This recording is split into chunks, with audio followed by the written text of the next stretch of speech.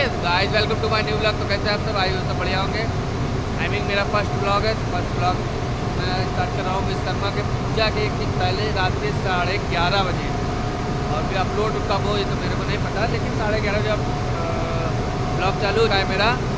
आप लोगों को विश्वकर्मा पूजा के हार्दिक स्वागत है, शुभकामनाएँ मेरी तरफ से।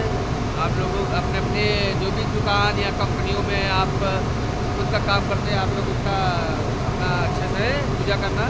और हम लोगों ने भी अपनी कंपनी में मेहनत की है, हम लोगों ने भी बहुत बढ़िया सजावट की है। बाकी आप लोग को सजावट दिखा देते हैं हम लोग देख के। ये देखिए सजावट हम लोगों ने की है रात में 11 बजे तक। देखिए कुछ बंदे सो भी रहे हैं नाइट ड्यूटी में। और ये देखिए हम लोगों की सजावट। बाकी का कल सजावट आप लोगों को दिखा देंगे। अभी के लिए इतना ही है। जब तक के लिए आप लोग मेरे ब्लॉग को लाइक करिए, सब्सक्राइब करिए और कमेंट करिए, ज़्यादा से ज़्यादा शेयर करिए। तो भाई मिलते हैं नेक्स्ट